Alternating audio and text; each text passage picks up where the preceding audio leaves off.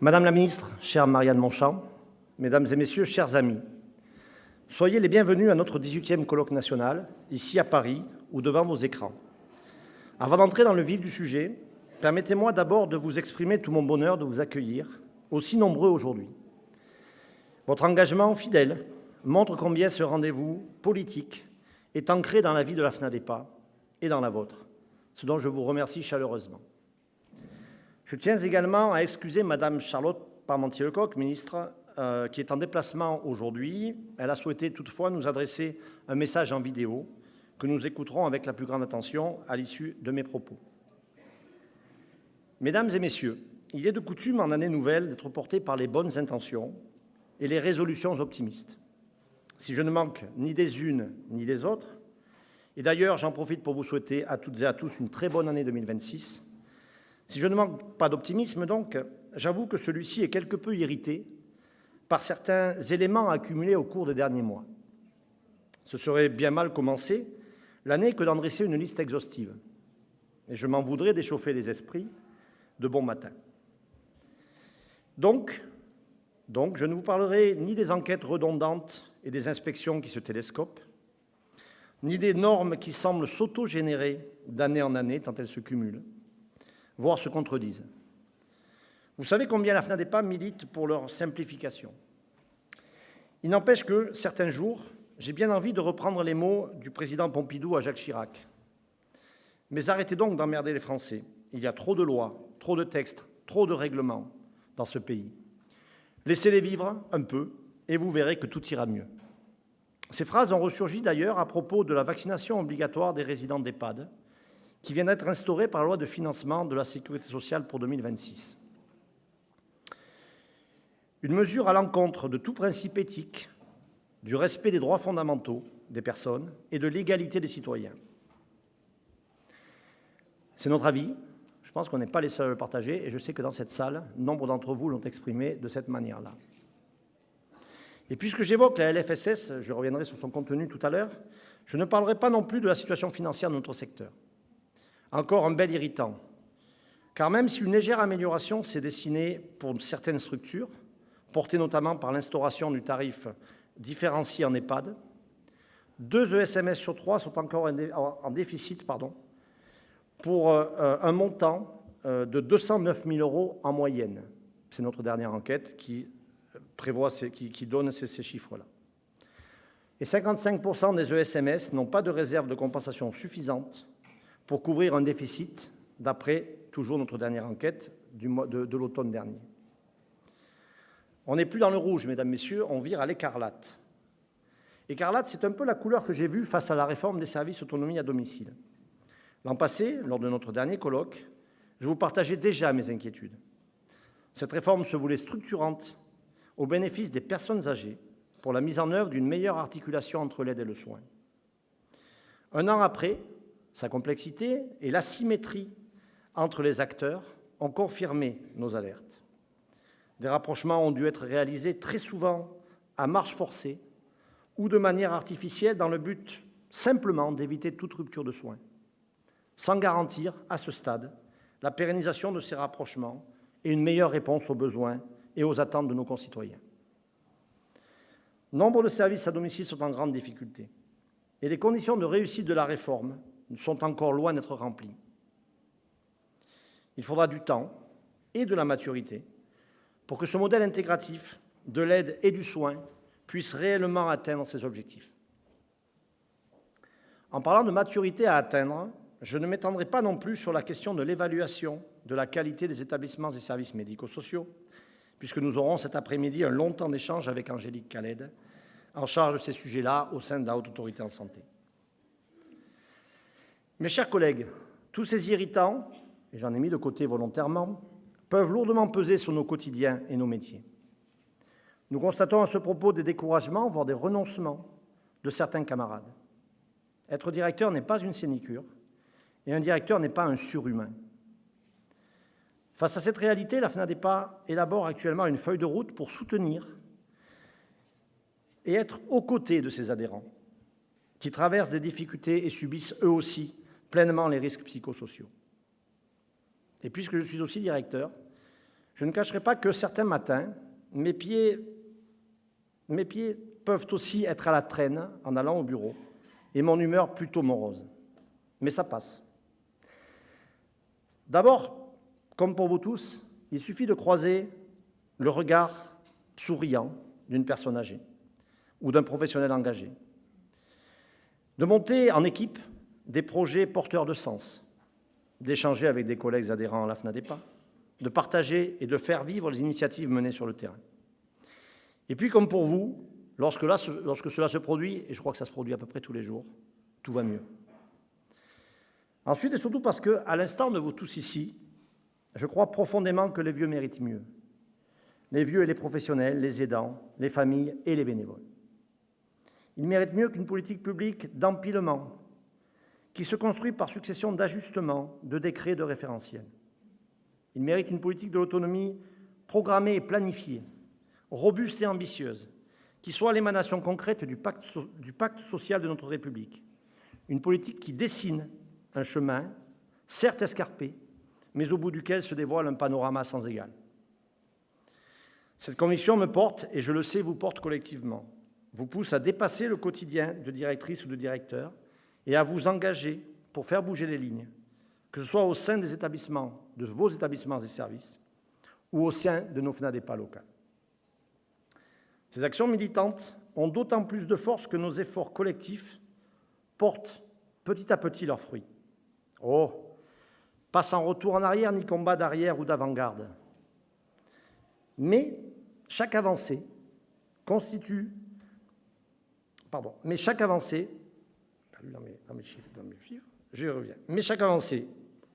même modeste, nous donne une force nouvelle pour continuer.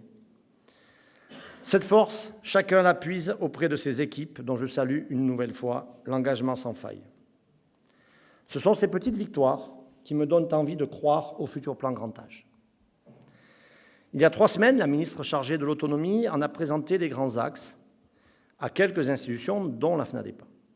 Ce plan sera détaillé dans 15 jours, vous le savez. Bien sûr, ce ne sera pas le grand soir. L'instabilité politique et la situation économique de notre pays laissent trop peu de latitude. En revanche, je veux croire à ce plan. Je veux croire qu'il ne sera pas une énième concertation. Je veux croire qu'il s'appuiera sur les grands rapports de ces dernières années, de l'IBO à Pires-Beaune. Je veux croire qu'il constituera une étape tangible et transformatrice d'une politique de l'autonomie solide, transversale et financée à la hauteur des enjeux démographiques et sociétaux. Suis-je un irréductible optimiste? Peut-être, mais si c'est le cas, je l'assume.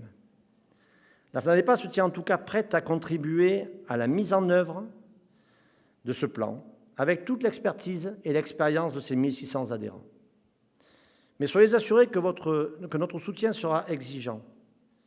Ce plan devra se décliner en actions très concrètes, adaptées et financées. Certaines de ces actions devront être mises en œuvre dès maintenant, parce que le temps presse. D'autres devront s'inscrire sur le moyen et le long terme pour transformer durablement l'accompagnement de nos concitoyens. Faisons le pari, ensemble, que ce plan grand âge saura apporter des réponses fortes et ambitieuses. C'est à ce prix que la FNADEPA le soutiendra avec force ou s'en éloignera avec amertume. Mesdames et messieurs, si je veux croire en un plan grand âge, je suis plus circonspect sur le projet de décentralisation lancé par Matignon il y a à peine 2 mois. Tant il me semble à rebours des grandes orientations politiques portées depuis quelques années en droite ligne de la création de la 5e branche de sécurité sociale en 2020. Soyons francs, nous sommes dans le flou quant à l'avancée du projet et son atterrissage prochain. Aux dernières nouvelles, après l'annonce du Premier ministre le 17 novembre, de son souhait de confier d'abord au département la tutelle unifiée du champ médico-social ainsi qu'une partie de la CSG dévolue à la 5e branche, puis, selon un nouveau scénario, de ne lui transférer que le domicile, une mission IGAS, IGA, IGF a été mise en place. Le rapport est attendu à la fin du premier trimestre et nul doute qu'il permettra d'éclairer utilement les décisions politiques.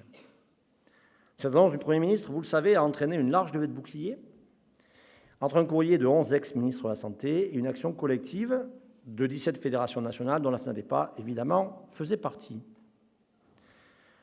Avec cet acte de décentralisation, un risque majeur existe, celui d'un éclatement territorial des politiques de l'autonomie, menant à une fragilisation de la cinquième branche de la sécurité sociale et à l'accroissement des inégalités territoriales.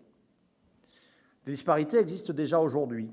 On en connaît tous, la valeur du point GIR départemental en EHPAD, le financement de la prime Covid, le financement du Ségur en résidence autonomie ou du Ségur pour tous, les heures de lien social ou le fonds mobilité à domicile.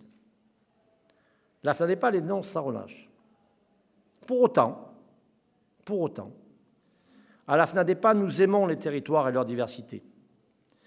Notre réseau est le reflet de cette décentralisation porteuse de sens et créatrice d'actions, parfois duplicables et parfois pas. Plus que dans d'autres politiques publiques, sans doute même plus que dans aucune autre politique publique, la voix des territoires doit être entendue. Car sur le terrain, au plus près des habitants, les acteurs savent concevoir des dispositifs qui créent de la vie. Entendre la voix des territoires ne doit jamais se faire contre renforcement de l'équité de traitement des citoyens. C'est en allouant des financements suffisants, pérennes, fléchés et contrôlés, que chaque institution, chacune d'entre elles, saura trouver sa place et que nous saurons parcourir ce dernier kilomètre essentiel dans la réponse juste aux besoins et aux attentes des populations. Chers amis, nous sommes les premiers, et depuis longtemps, à réclamer une réforme de la gouvernance, et cela depuis des années. Une réforme qui renforce et donne du souffle, pas une réforme qui fragilise et complexifie encore des politiques déjà sous tension. Un nouvel acte de décentralisation, porteur d'une réforme de la gouvernance, doit donc s'inscrire dans une vision nationale de l'autonomie, construite par l'association de tous les acteurs, fondée sur un pilotage national de la CNSA et des déclinaisons sur les territoires au plus près des besoins. Pour nous, à la FNADEPA, ce cadre constitue le socle indispensable à des politiques de l'autonomie efficientes, garantissant l'équité de financement des établissements et services pour personnes âgées et une équité dans l'accompagnement des personnes.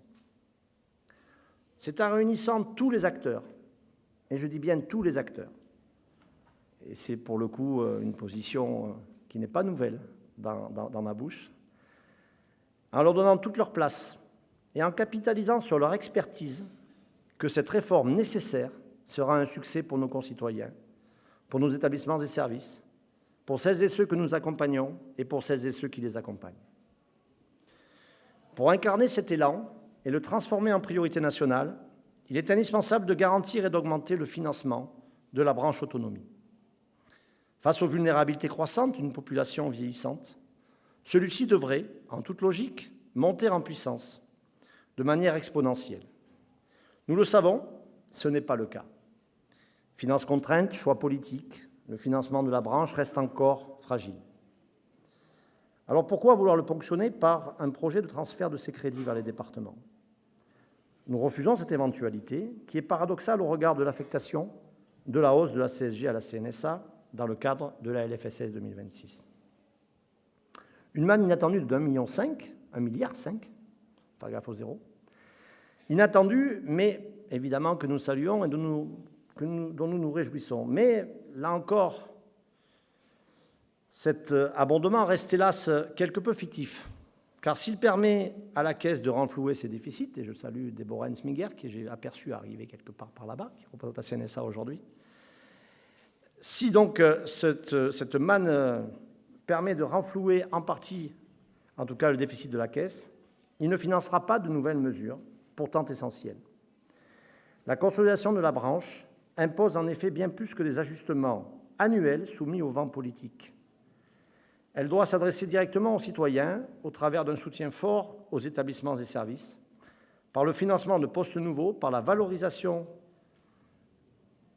d'innovation et d'actions garantissant l'accès à la citoyenneté et à la culture pour tous, par une approche domiciliaire pour tous et partout. Nous réitérons donc notre appel à porter l'effort national à hauteur de 1,6% du PIB, soit 11,5 milliards d'euros supplémentaires par an, afin d'aligner la France sur la moyenne européenne. Un objectif qui pourrait sembler hors de propos, alors que les caisses de l'État sont vides. Et pourtant, je suis sûr que Marianne Monchamp et Frédéric Bizard sauront nous expliquer comment relever ce défi. Plusieurs pistes, je ne vous mets pas de pression, hein, messieurs, dames, pas du tout, ce n'est pas l'objet. Plusieurs pistes sont en effet sur la table. Création d'un système d'assurance obligatoire autonomie, comme en Allemagne. Contribution des entreprises, deuxième journée de solidarité, extension de la CSA, produits d'épargne dédiés, taxes sur les successions, et j'en passe, et des meilleurs. Pour la FNADEPA, en tout cas, la solution ne pourrait être que protéiforme, reposant sur un principe directeur de solidarité nationale. Je le redis parce que pour nous, c'est important. Ensuite, il appartiendra aux politiques de choisir. Des sources de rationalisation des dispositifs existants doivent aussi être trouvées et approfondies. À ce titre, nous tenons à rappeler notre souhait de voir mener à son terme la fusion des sections soins et dépendance en EHPAD au 1er janvier 2027. Les premiers retours de l'expérimentation sont majoritairement positifs. Il pourrait d'ailleurs aussi être utile de mettre en réflexion une réforme de l'aide sociale à l'hébergement, voire même de l'APA à domicile. Ce n'est pas tout à fait la première fois que j'en parle, mais je le redis ici. Ces mesures, vous le savez, ces sujets sont importants. En tous les cas, ces sujets doivent toujours être pensés à l'aune de l'accessibilité financière de nos concitoyens, valeur cardinale de notre solidarité républicaine. Ces mesures doivent aussi s'inscrire dans une logique de simplification recherchée par le Premier ministre et attendue par chacun d'entre nous. Cette simplification doit aussi prendre corps dans la mise en œuvre de l'offre d'accompagnement sur l'ensemble du territoire national. Trop de couches à un millefeuille le rendent souvent indigeste, et c'est aussi ce dont souffre notre secteur. Nous avons bon espoir que la généralisation des SPDA puisse permettre de renforcer des liens entre les acteurs de terrain, de catalyser les énergies et de développer des politiques fondées sur la réponse aux besoins locaux et sur la construction de partenariats vertueux. Mesdames, Messieurs, pilotage, financement, organisation, moyens humains. Nous le savons, ces réformes structurelles resteront au milieu du gué sans l'impulsion forte de l'État, celle que nous réclamons tous et qui tarde tant malgré l'urgence. Pour autant, la transformation de l'offre ne reste pas paralysée. Et nous devons nous en féliciter car nous en sommes en partie responsables. Elle mue en effet pas à pas vers cette approche domiciliaire, je le disais tout à l'heure, que nous appelons tous de nos voeux. Une boussole dont j'invite tous les acteurs de notre écosystème à se saisir pour permettre à nos concitoyens de ne pas seulement vieillir, mais de bien vieillir chez elles, quel que soit ce chez-soi. Cette doctrine repose sur la responsabilité partagée et l'engagement de tous les acteurs de l'État aux collectivités locales, des opérateurs aux professionnels du grand âge, et c'est sans doute pour cela que cette vision s'étend. Car je sais combien dans vos établissements et services vous œuvrez en ce sens. J'en veux pour preuve le déploiement des centres de ressources territoriaux. Je sais, pour échanger souvent avec vous, que le degré de maturité est encore inégal. Je sais aussi que sur certains territoires, par la force des partenariats, de belles dynamiques ont vu le jour. Je sais enfin que des évolutions devront aussi exister ici ou là pour que ce dispositif devienne un incontournable du secteur. Là encore, avec vous, la FNADEPA saura faire des propositions constructives. Parmi les illustrations de cette transformation de l'offre, je pense également à cette formidable ouverture de vos structures. Une ouverture vers un extérieur qui ne fait plus peur. Tiers-lieux financés ou improvisés. Programme visant à animer les espaces communs et à renforcer les liens sociaux et intergénérationnels, comme la création de jardins partagés, de bistrots, d'épiceries ou encore de studios pour étudiants. Ainsi que les centaines d'actions, peut-être même j'ai failli écrire les milliers, mais les centaines d'actions, favorisant pour tous l'accès à la citoyenneté, l'accès à la culture, au sport, aux loisirs, pour lutter contre l'isolement et construire une pleine et entière citoyenneté. J'aime à y faire une référence systématique, non pas par simple rabâchage, même si, mais juste par admiration. Je crois que c'est cela qui vous anime et qui vous booste. Je pense aussi à votre capacité à vous positionner sur des habitats intermédiaires. Il est heureux que ces structures, qui sont très largement encouragées par la ministre, soit aujourd'hui l'objet d'un focus particulier. Un excellent rapport de la CNSA est venu détailler les forces et les limites de ces dispositifs et du modèle actuel de ces habitats partagés. Dans cette forêt grandissante d'habitats aux formes multiples, nous militons ardemment, évidemment, et ce depuis 40 ans, pour les résidences autonomie. Pas que pour les autonomies, mais aussi et surtout et d'abord pour les autonomies. Il y a quelques jours encore, auditionné par l'IGAS sur le sujet de l'habitat partagé, et je remercie nos deux représentantes émérites qui sont dans la salle, nous avons réitéré les solutions avancées dans notre plaidoyer et fait de multiples propositions pour que les résidences autonomie trouvent toute leur place dans cet habitat partagé essentiel à l'accompagnement de nos aînés d'aujourd'hui et de demain. Mesdames et messieurs, l'approche domiciliaire n'est pas seulement une affaire de philosophie, d'organisation ou de structure.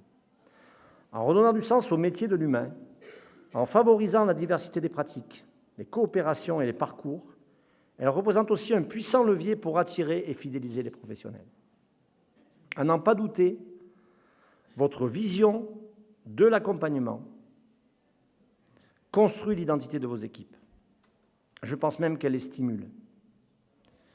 Comment évoquer en effet les piliers d'une politique de l'autonomie sans parler de ceux qui la vivent et l'incarnent au quotidien? L'intelligence artificielle transforme déjà certains métiers et en inventera d'autres. Mais j'ai une certitude, nous aurons toujours besoin d'hommes et de femmes au sein de nos organisations. Nous aurons toujours besoin de cœur, de cerveau et de bras pour aider, soigner, accompagner, faire rire et chanter. Sur ce terrain-là, une constante demeure. Les tensions RH persistent. 51% des ESMS manquent de professionnels, toujours selon notre dernière enquête. Or, et c'est une palissade, sans une politique de recrutement massif et durable, nous serons toujours à la peine. 100 000 recrutements supplémentaires seront nécessaires d'ici 2030, à n'en pas douter. C'est un fait. Cette dynamique exige évidemment une impulsion de l'État qui doit en faire une priorité. Parce que ce que réclament ardemment les professionnels, et je ne vous l'apprendrai pas à vous, c'est d'être plus nombreux pour accompagner mieux et continuer à trouver du sens à leur métier. Mais l'État ne fera pas tout. Il nous appartient, à nous, de trouver de nouveaux modes managériaux et organisationnels pour attirer et fidéliser les nouvelles générations. Semaine de 4 jours, planning partagé, tutorat, évolution des parcours, renforcement des formations. Les leviers sont nombreux et ici, nombre d'entre vous les ont expérimentés avec succès. C'est tant mieux, car nos métiers sont exigeants mais tellement essentiels. Des métiers de lien, de présence, d'engagement, des métiers qui ont du sens. Et c'est précisément ce sens-là que nous devons continuer de faire vivre et de défendre. Chers amis, notre pays est à un tournant singulier de son histoire. Dans 4 ans, et ça passe vite 4 ans, le vieillissement de la population va atteindre un pic inédit et rester sur ce plateau pendant 20 ans. L'ascension va être rapide. Si nous pouvons déjà agir pour transformer l'offre, l'effort doit être collectif et impulsé à tous les échelons politiques et administratifs. À cet effet, je vous encourage à vous saisir de cette période particulière qui va s'ouvrir avec les élections municipales pour se refermer avec les élections présidentielles en 2027, sans oublier les sénatoriales à l'automne. Massivement, faisons entendre la voix du grand âge. La FNADEPA se met d'ores et déjà en ordre de marche et élabore une nouvelle plateforme politique, sortie avant l'été, pour toujours proposer et tracer des chemins réalisables, j'insiste sur réalisables, et vertueux. Je tiens à remercier Annabelle Vec et toute l'équipe de la Fédération nationale, sans qui ce colloque n'aurait pas lieu, dans cet endroit absolument magnifique et très inspirant, ainsi que les intervenants et les sponsors de cette édition. Enfin, avant de passer la parole à Madame la ministre Charlotte Parmentier-Lecocq, je salue chaleureusement Lydie Watremez, qui est ici, et journaliste à Hospimedia, et Claire Béziot, qui est journaliste à Géronto News, qui nous rejoindra cet après-midi, qui ont accepté d'animer cette journée, et la tâche, nul doute, sera passionnante. Bon colloque à tous, je vous remercie.